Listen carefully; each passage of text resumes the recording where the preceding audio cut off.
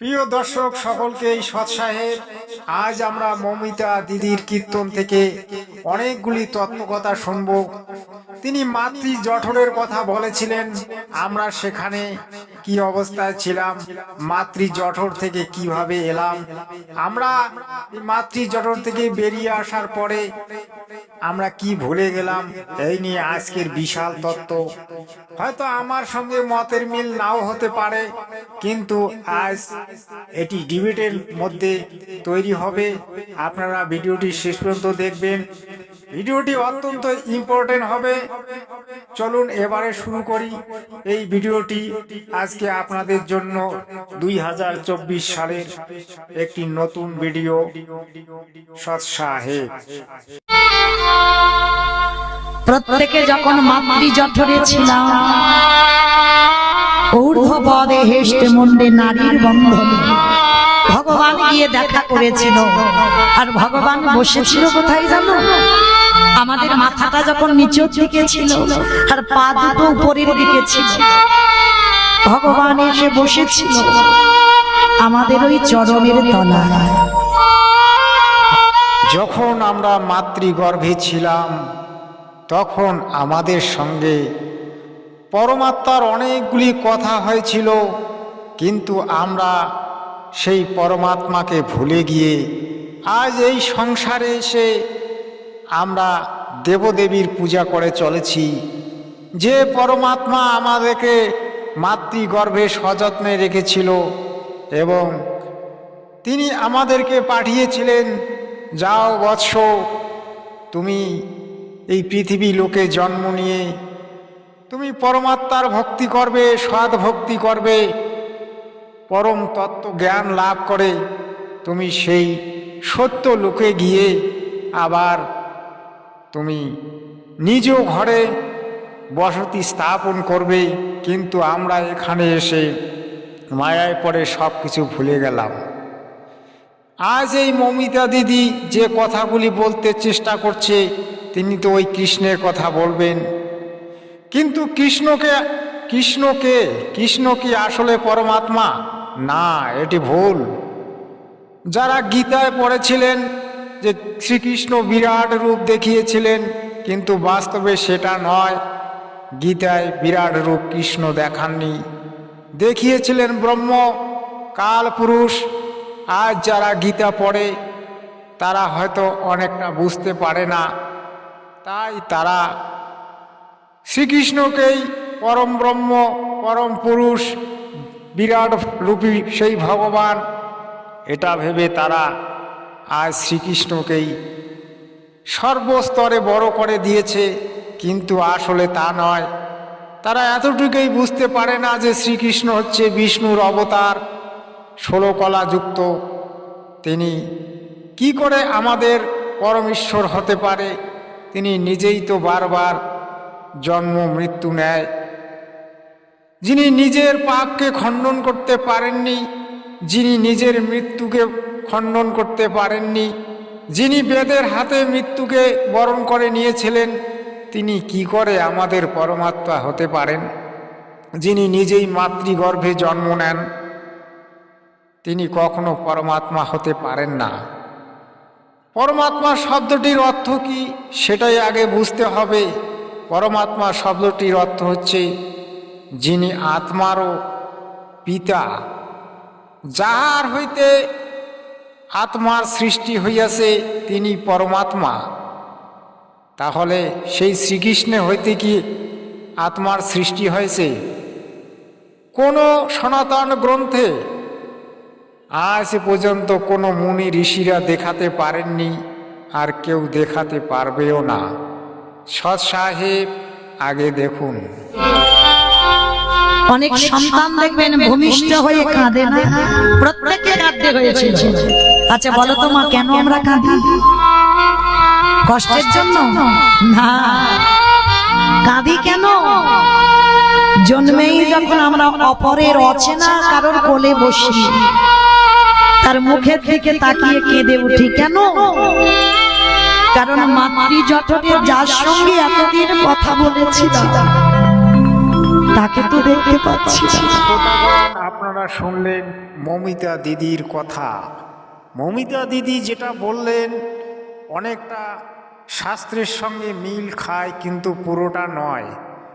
আমরা যখন মাতৃগর্ভে ছিলাম তখন আমরা পরমাত্মার সঙ্গে ছিলাম। পরমাত্মা আমাদের সর্বদাই দর্শন দিতেন এবং পরমাত্মা আমাদেরকে ওখানে অনেক তত্ত্ব কথা শুনিয়েছিলেন। কিন্তু মাতৃগর্ভ থেকে বের হওয়ার পরে যখন সেই পরম রূপী, সেই পরম শক্তিশালী এবং পরম পুরুষকে আমরা দেখতে পাই না, তখন আমরা কেঁদে উঠি। তাই প্রত্যেকটি সন্তান মাতৃগর্ভ থেকে বেরিয়ে আসার পর সে কান্না করে, কারণ পরম পুরুষকে সে হারিয়ে ফেলে। আর পরম পুরুষকে যখন সে হারিয়ে ফেলে তখন সে কান্না করে। তারপর আমরা এই মায়ায় জর্জরিত হয়ে যাই, কারণ এখানে যখনই আমাদের জন্ম হয় তখনই তিনটি গুণ আমাদের শরীরের ভিতরে প্রবেশ করে।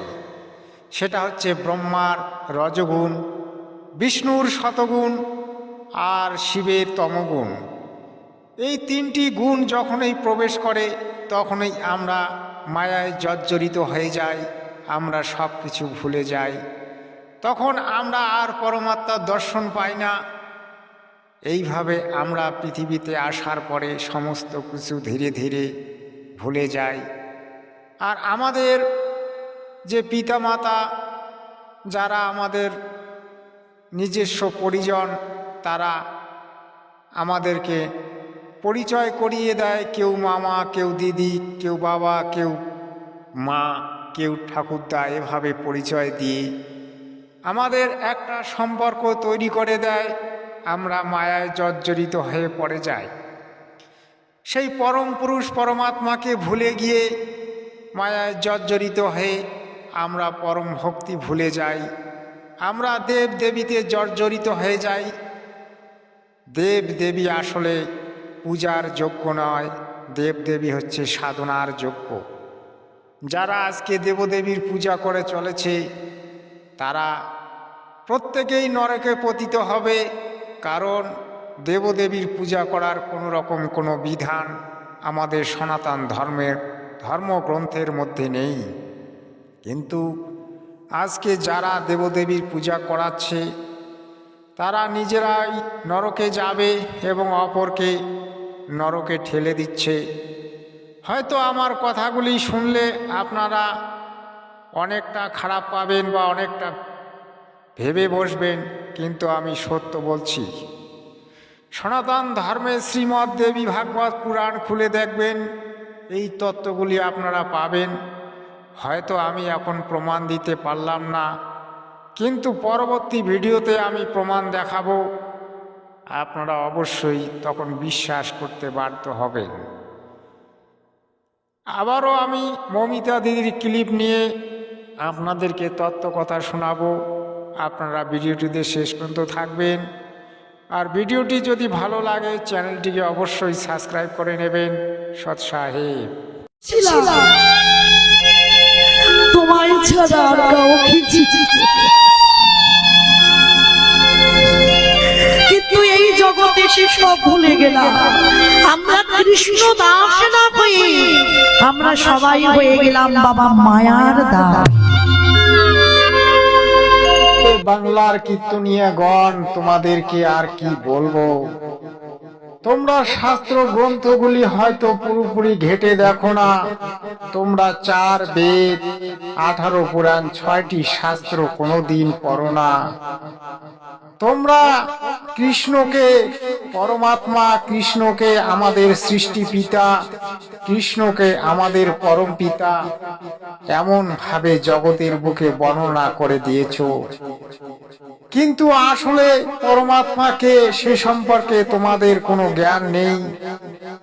পরমাত্মা শব্দটিকে আপনারা আজও বুঝতে পারলেন না। পরমাত্মা শব্দের অর্থ হচ্ছে যার কোনো জন্ম মৃত্যু হয় না, যিনি আত্মার জনক, যিনি এই পৃথিবীতে কোনোদিন জন্ম নেন না, তিনি প্রকট হন, তিনি সর্ব জায়গায় আছেন, জলে স্থলে অগ্নি বায়ুতে, সর্ববিশ্ব ব্রহ্মাণ্ডের মধ্যে। শ্রীকৃষ্ণ তো মাত্র 3 লোকের স্বামী, স্বর্গ মর্ত্য পাতাল। আর আপনারা কি করে শ্রীকৃষ্ণকে পরম পুরুষ পরমাত্মা বলছেন? শ্রীকৃষ্ণ কোনোদিন আমাদেরকে সৃষ্টি করেনি, আর কোনোদিন কৃষ্ণ আমাদেরকে সৃষ্টি করতে পারবেনও না। কারণ এই শ্রীকৃষ্ণের যখন সৃষ্টি হয়েছিল তখন আমাদেরও সৃষ্টি হয়েছিল। শ্রীকৃষ্ণ আত্মা, আমরাও আত্মা। শ্রীকৃষ্ণ যদি ব্রহ্ম হয় তাহলে আমরাও ব্রহ্ম। কিন্তু সেই শ্রীকৃষ্ণ 1000 বছর তপস্যা করে মহাদেবের কাছে বরদান পেয়েছিল। বরদান পেয়ে তিনি অনেকগুলি সিদ্ধি পেয়েছিলেন, যার কারণে তিনি বিষ্ণুর অবতার রূপে পৃথিবীতে জন্ম নিয়েছিলেন। তিনি ছিলেন সত্য যুগে নারায়ণ নামে অভিহিত। 1000 বছর তপস্যা করার পরে বরদান পেলেন। তারপর দাপর যুগে জন্ম নিলেন বিষ্ণুর অবতার রূপে, আর প্রত্যেক মুহূর্তে সেই মহাদেব তাকে সাহায্য করেছিলেন। তিনি যতগুলি লীলা করেছিলেন সেই লীলাগুলিতে মহাদেব স্বয়ং তাকে সাহায্য করেছিলেন, তাই তিনি লীলাগুলি করতে পেরেছিলেন। আজ আপনারা যারা শ্রীকৃষ্ণকে পরম পুরুষ পরমাত্মা হিসাবে ব্যাখ্যা করছেন তারা সকলেই ভুল বলছেন। বেদের 4 পাতাও আপনারা কোনোদিন খুলে দেখেননি, একটি শ্লোকও আপনারা জানেন না। বেদে কোথাও শ্রীকৃষ্ণের কোনো উল্লেখ নেই, কিন্তু আপনারা শ্রীকৃষ্ণকে এভাবে ব্যাখ্যা করে চলেছেন, মানুষকে বোকা বানিয়ে চলেছেন। হয়তো আমার কথাগুলি শোনার পরে আপনারা চমকে যাবেন, কিন্তু চমকে যাওয়ার কথা নয়। আমাদের সনাতন ধর্মের 4 বেদ 18 পুরাণে শ্রীকৃষ্ণের ভক্তি করার কোনো বিধান নেই। শ্রীকৃষ্ণ নিজে বলেছিলেন, তোমরা আমার ভক্তি করিও না। আমার উপরে যে পরম পুরুষ আছে সেই বিরাট রূপী, যিনি গীতায় বিরাট রূপ দেখিয়েছিলেন, তিনি ছিলেন ব্রহ্ম। তিনি 21 ব্রহ্মাণ্ডের মালিক। আমরা সকলেই তার অধীনস্থ, যার 1000টা মাথা, যার 1000টা হাত,